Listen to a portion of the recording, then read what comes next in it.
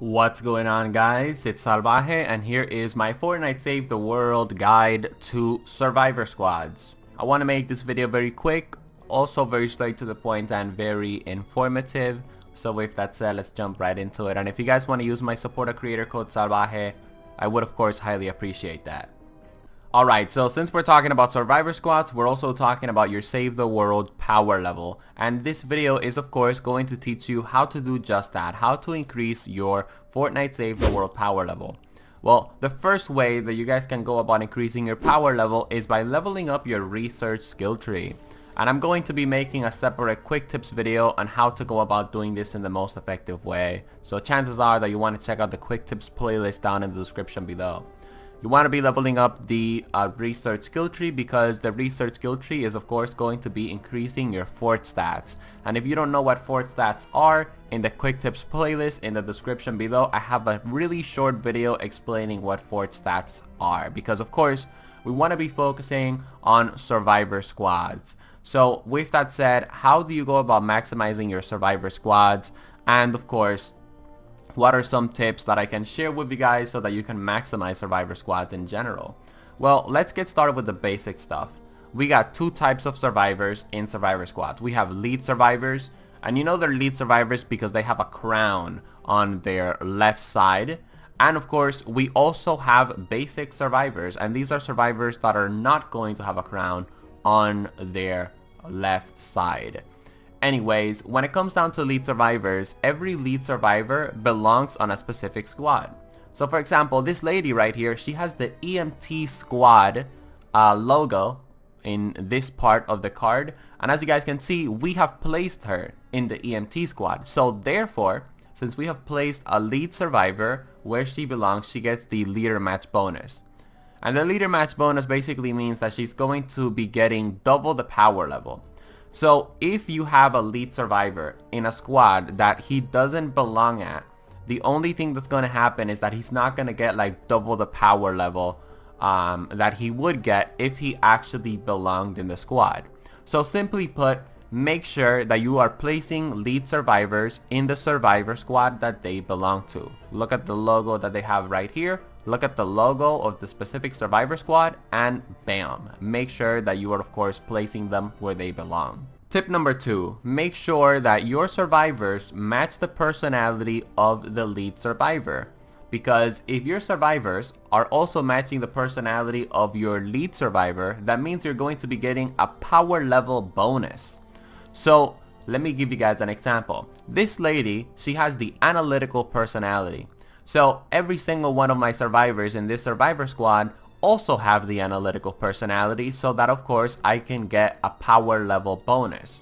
Now what happens if we place someone in this survivor squad that doesn't have the analytical personality? Well, they simply just don't get a bonus, as you guys can see right here.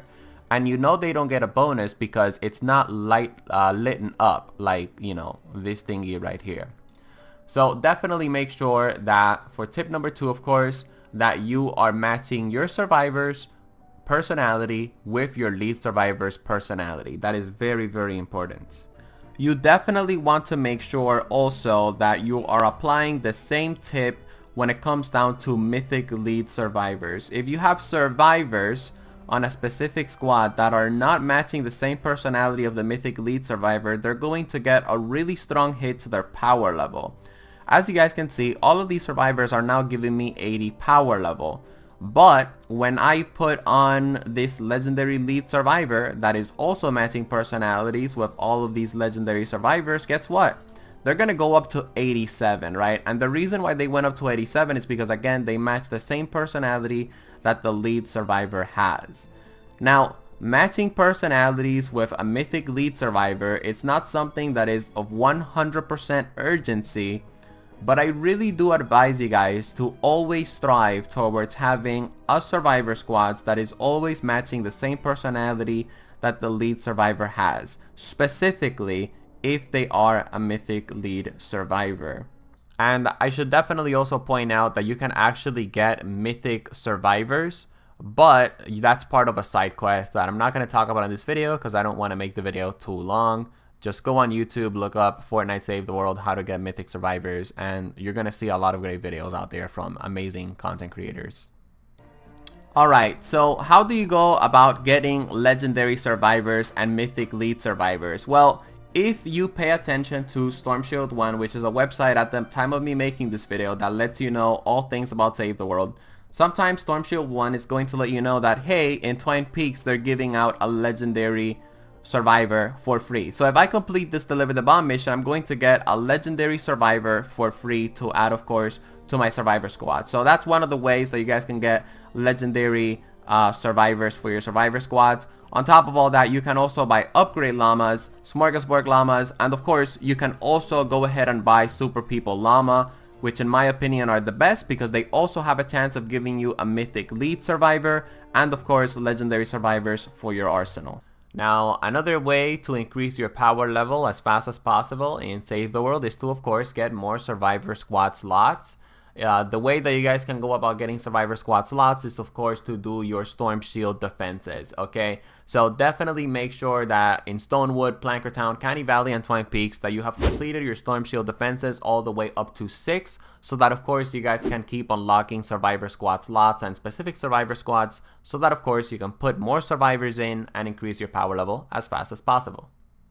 And when it comes down to increasing your power level as fast as possible in Fortnite Save the World, you want to be leveling up your survivor squads sort of evenly. And when you get to the end game is when you want to, of course, start prioritizing specific squads. For the most part, to all of you newer and intermediate players, I recommend that you level up tech and offense squads first to the max level, then evolve them, and then of course level up your fortitude and resistance squads to the max level, and then of course evolve them, and you know, the same thing, tech and offense, level them up, evolve them, then resistance and tech, level them up, evolve them, etc, etc.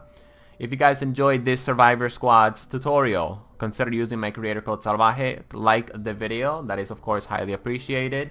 And in the future, I'm going to be bringing you guys an endgame Survivor Squads guide that should focus on a couple of the other things that you need to be focusing on when you reach power level 100.